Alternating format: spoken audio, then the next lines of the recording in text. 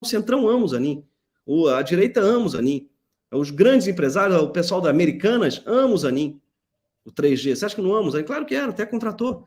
O Joesley ama o Zanin, a classe dominante ama o Zanin e amou a indicação dele. E o Lula está com as pessoas falando no ouvido dele para a segunda indicação já, é óbvio que está. O lobby patronal já acontece, já está acontecendo. Então não é como se ninguém estivesse pressionando o Lula. O Centrão está pressionando, o Arthur Lira está pressionando para caralho, a direita está pressionando para cacete, os evangélicos estão pressionando muito, todo mundo está pressionando. Só quem não pode pressionar agora é a esquerda? Se não é golpismo? Agora, é um grande prazer recebê-lo aqui para a gente conversar sobre política, sobre esses temas candentes da política brasileira. Agora você está no centro aí de uma polêmica sobre a escolha do próximo ministro do STF.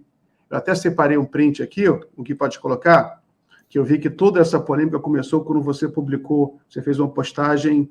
Coloca aí, Gui, essa aqui, ó. Acho que eu coloco aqui. Essa aqui, ó. Nós marcamos um café para o Lula conhecer algumas juristas negras com notável saber jurídico que podem ocupar a próxima vaga do STF. Ajude a gente a fazer o convite chegar até ele, Lula. Toma um café com elas. Aí tem o endereço do site, eu entrei, um site super legal que tem de uma organização que tem essa bandeira. Você pode explicar para a gente? Deixa eu tirar essa imagem daí. Pode explicar para a gente o que é isso? Qual é essa ideia? Sim, claro. É uma ideia que a gente lançou no programa, né? Tem um Greg News dessa semana, chama Eu Avisei, uma brincadeira, um fato que a gente avisou, que o Zanin, enfim, como ministro, ia votar à direita, ia votar contra o trabalhador, ia votar tudo que aconteceu na primeira semana, e aí é uma brincadeira com isso, e insistimos para que o Lula, na sua segunda indicação, faça melhor, faz essa pressão, e o programa todo sugere isso, argumenta muito melhor do que eu vou fazer aqui, de improviso, mas o programa está aí, está no YouTube, e para quem quiser ver. E aí no programa a gente lança esse convite, que na verdade não é uma ideia nossa, do Mulheres Negras Decidem, junto com, enfim, várias organizações, e não foi a gente que fez a lista também, foram elas, e é uma pauta do movimento negro há muito tempo, não é? Então não é uma coisa nossa, a gente só está encampando, dando, enfim, endossando, dando nosso apoio a essa causa, mas é uma coisa que está aí há muito tempo, né? Afinal, a gente tem um país de maioria negra com 11 pessoas brancas hoje no STF, 9 homens, 2 mulheres, vai sair a Rosa Weber, vai ficar uma mulher só, enfim, sobram motivos aí para essa pauta, e para além, a gente põe isso no programa e no site também, que seja uma pessoa, não basta ser negra nem mulher, mas que seja comprometida, né, com as causas do movimento negro, uma pessoa que seja comprometida aí também com o povo, com os trabalhadores, uma pessoa que seja não só garantista para rico, mas também para pobre, que seja... a palavra progressista é meio gasta, né? Porque a pessoa ouve progressismo, lá pensa, agora fumar maconha, mas, pelo amor de Deus, já sabe que isso aí não é um problema do Brasil hoje. A gente tem aí 800 mil pessoas encarceradas no Brasil hoje. Então, uma pessoa que esteja comprometida aí com as garantias dessas pessoas encarceradas, uma pessoa que tenha alguma relação aí com o movimento, de fato, garantista dessa população carente, da população mais pobre, que a gente sabe que a maioria das pessoas encarceradas é negra. Então, a crítica sempre foi essa. A indicação do Zanin partia daí. Para além de ser branco, uma pessoa que nunca teve história de comprometimento com essas causas, nunca teve uma história de movimento trabalhista, ou seja qual for, nunca teve, sempre ele era um advogado de rico, né? Tradicionalmente, um puta escritório, com brigas milionárias com o sogro, lá naquele escritório do Teixeira e tal, enfim, uma pessoa que é de uma história advogado de rico mesmo, de classe dominante. E o grande argumento do PT em geral que era, mas ele defendeu o Lula sim, ele ganhou milhões de reais para defender o Lula. Ele não era garantista, ele era garantista do Lula, de fato, como depois ficou claro nos movimentos dele no STF. É uma pessoa que, quanto advogado, defendeu o seu cliente. Isso não é o mínimo que se espera de um advogado. Um advogado não é garantista por isso. Não é? Um advogado defende seu cliente, está fazendo o seu trabalho, foi isso que ele fez. E, enfim, era esse nosso ponto. E agora a gente insiste para que o Lula ouça e conheça essas pessoas. Por que a gente falou tomar um café? Inclusive, é para não ser... É curioso, porque as pessoas, elas... Aí, de repente, hoje veio todo o movimento do que agora está tentando usar os termos que usaram de fato, tá, Miguel? Emparedar o Lula. ou assediar o Lula. Cara, a gente falou que o Lula tomar sugeriu que o Lula tomasse um café com essas lideranças, porque o próprio Lula falou que não conhecia pessoas negras de notório saber jurídico confiáveis para essa vaga. Então ele falou assim, toma um café, conhece elas, talvez seja o caso do Lula não ter conhecido Adriana Cruz, Soraya, não ter conhecido Lívia Santana Vaz e tantas pessoas aí super aptas para o cargo. Então a gente propõe que ele conheça, é apenas isso, é um movimento para que o Lula conheça essas juristas aí, negras, para além disso, garantistas, progressistas, pessoas que estão há muito tempo com uma luta aí, enfim, de décadas, não só pelo movimento negro, mas pelo povo pobre desse país. Muito bem. O do Vivedo é do Rio de Janeiro, eu conheço ele há um tempo, a gente já se esbarrou em vários. Eu sou testemunha de que ele é um lutador político, uma pessoa muito preocupada com a situação política do país, naqueles movimentos contra o golpe, estava sempre lá. O Vivedo está sempre na rua, sempre fazendo o programa dele, sempre atento ao que está acontecendo no país. O processo eleitoral também foi muito importante, foi uma luta democrática da qual todo mundo participou. O Vivedo foi um dos nossos campeões aí com o Greg News. Gregório, agora eu sei também, eu assisti uma entrevista sua muito boa com o Breno Altman, e que eu gostei muito. Eu vi que você é um cara que estuda, um cara que lê, quando você pensa na questão do STF, você está pensando na questão política também maior, a questão que o pessoal fala aí, está ainda. Porque o que veio, esse debate também ele se acendeu porque gera aquela crítica ao identitarismo, né? Virou uma flame war, né, que os americanos falam, uma guerra de internet. Os identitários, garoto branco do Leblon querendo dar ordem no Lula, fica toda aquela polêmica muito, muito agressiva. Você se sente mal nesse ambiente agressivo de rede social ou você leva isso na boa? Cara, eu levo numa boa, eu tô meio que acostumado, né? Infelizmente, esse é o ambiente mesmo. O problema é a rede, a gente até já fez um Greg News sobre isso. Como a rede, ela não favorece as discussões interessantes e inteligentes, favorece a polêmica vazia, o ódio, o xingamento. No caso dessa crítica de identitarismo, o mais louco foi isso mesmo que você falou. As pessoas que me acusam de ser identitárias também me dizem que sou um rico do Leblon, sei lá qual é o bairro que falam, embora não moro no Leblon, mas enfim, não tem problema, eu entendo a generalização. Quem acusa isso está precisamente fazendo o quê? Sendo identitário. Então, o mais louco dessa crítica do identitarismo é aquela parte de pessoas que estão justamente usando a cartada identitária para me descredibilizar. Tem um sujeito que fez aí a genealogia da minha família, até o tataravô, porque descobriu que o meu tataravô era belga. Logo, pertenço à classe dominante, logo eu sou autorizado a opinar sobre a indicação do Lula ao STF. Ou seja, tem coisa mais identitária que isso. A pessoa está descobrindo a identidade do meu tataravô, que nem eu sei, descobri com um cara. Aí o sujeito fez um trabalho duradouro, um trabalho aí realmente profundo, de descobrir 5, 6 gerações atrás, e o que ele descobriu foi que veio da Bélgica, foi só isso. E isso daí para ele já é o bastante para dizer que eu não estou autorizado a sugerir qualquer nome para coisa nenhuma, porque eu pertenço à classe dominante. O Zanin, para ele, talvez seja um Yanomami, o quê? Não sei quanto. O Zanin é o Apixau, fico na dúvida onde é que vem. Faltou ele fazer essa genealogia aí.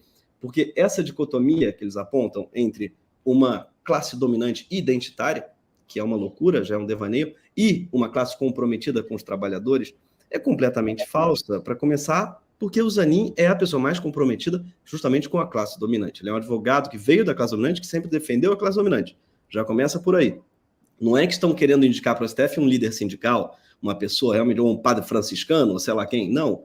Tá? Então já começa com essa dicotomia completamente falsa. Depois, se tem uma coisa que o povo do Leblon não está comprometido, é com luta identitária alguma. Se você no Leblon, você não vai ver uma pessoa preta. Isso aí não funciona assim. E para além de tudo isso, o que eu acho mais curioso é que, cara, se tem alguém que vai interessar, é isso que as pessoas não estão entendendo. Os votos do Zanin foram muito pró-classe dominante. Agora, para além da história dele, foram super. Tá? Quando ele fala que é advogado, ele votou a favor do juiz do STF poder julgar casos de parentes, casos de escritórios de parentes ou de esposa. No caso dele, a esposa tem um escritório que tem casos que podem parar na mão dele, ele votou a favor e ganhou no STF. Esse direito do juiz do STF de julgar uma causa, eu acho um absurdo isso. Não tem nada mais pró-classe dominante. Vai falar que isso é um voto para o trabalhador. brasileiro. Não é. Então, essa dicotomia ela é completamente falsa. Identitarismo versus trabalhismo. Inclusive, eu concordo, tá? Que eu acho que a esquerda tem sim que estar mais comprometida com a classe trabalhadora. E às vezes, volta e meia, a gente fica discutindo linguagem. Já falei isso algumas vezes. A gente perde um tempo, eu acho, na esquerda, discutindo coisas que não são muito caras ao povo. Que o povo não... Linguagem neutra. Não acho que isso seja uma puta questão. Agora, isso daí é radicalmente diferente de discutir, por exemplo, transfobia e as pessoas que morrem diariamente por causa dela no Brasil hoje. Então, eu acho que volta e meia põe no mesmo saco identitário lutas fundamentais, são lutas pela sobrevivência, tá? Porque o movimento antirracista, o que ele está lutando? Está lutando pela sobrevivência das pessoas negras. Você vai dizer que isso é uma luta identitária? Você vai botar isso junto com o direito a mulher branca pode usar turbante? Não, isso é uma coisa. Tá? Tem uma luta que é de costumes, que eu concordo que ela não é central, e volta e meia esquerda perde muito tempo com isso. Qual roupa pode usar? Qual termo pode usar? Toda essa discussão, você não vai ver nunca entrando nela. Porque eu acho realmente que, embora ela possa ser interessante, ela não é o caso do Brasil hoje, que a gente vive um problema muito mais grave. O problema qual é? É morte, é genocídio, é encarceramento em massa.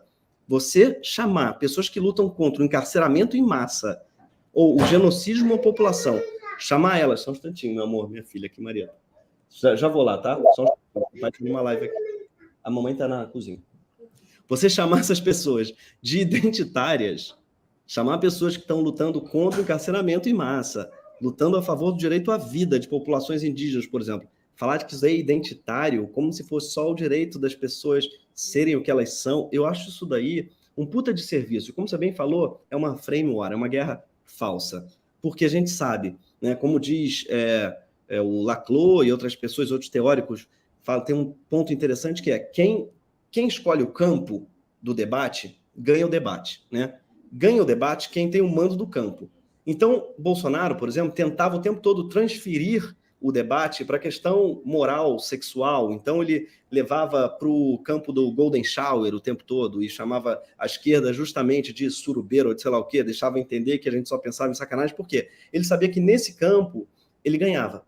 Então, ele definia o campo do debate. O Haddad, tadinho, passou o ano de 2018 dizendo que ele não ia queimar a Bíblia, dizendo que ele não ia, dizendo coisas que não ia distribuir mamadeira de piroca, coisas que ele nunca tinha dito que ele ia fazer. Mas a direita ali ganhou porque ela pautou o debate. E em 2022, o Lula, brilhantemente, deslocou o debate de volta para a economia, deslocou o debate para volta da comida. As pessoas têm que comer, elas têm o direito de comer 3 vezes por dia. Ele repetiu isso 1000 vezes e ganhou o debate também por causa disso, porque deslocou o debate para o lugar em que ele tinha mando de campo, que é esse.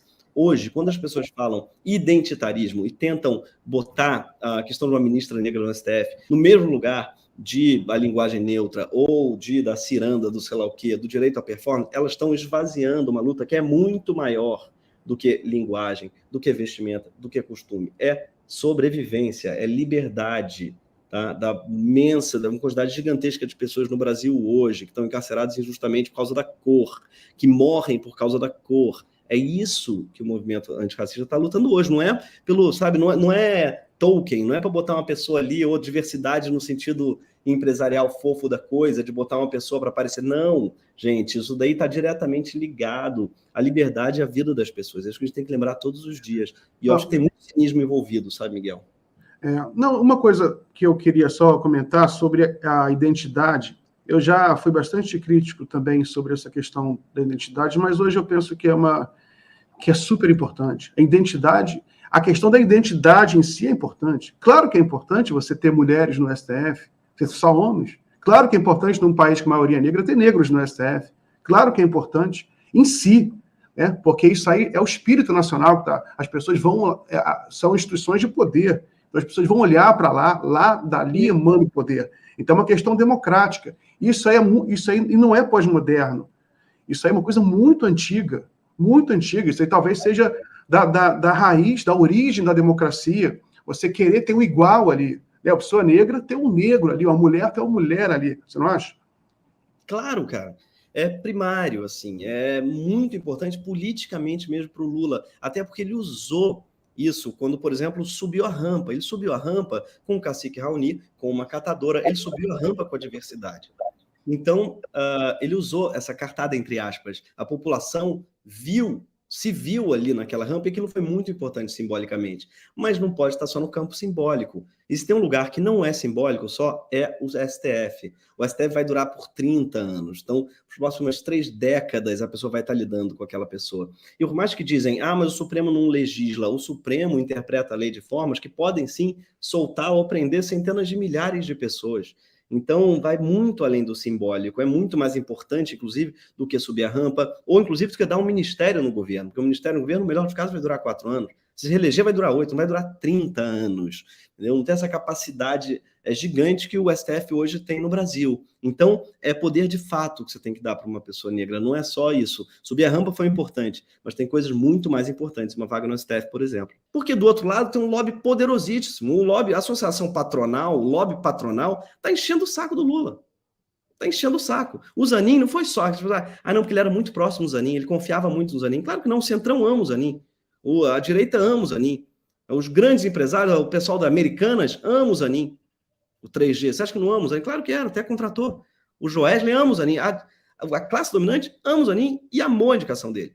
E o Lula está com as pessoas falando no ouvido dele para a segunda indicação já, é óbvio que está. O lobby patronal já acontece, já está acontecendo. Então não é como se ninguém estivesse pressionando o Lula. O Centrão está pressionando, o Arthur Lira está pressionando para caralho, a direita está pressionando para cacete, os evangélicos estão pressionando muito, todo mundo está pressionando. Só quem não pode pressionar agora é a esquerda, se não é golpismo.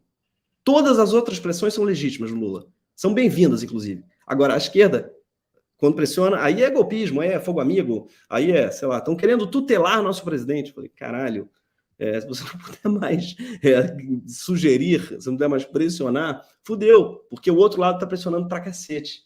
Política é jogo de forças, e o Lula sabe disso. Ele é o primeiro a falar isso. A gente tem que... Nossa pressão tem que acontecer.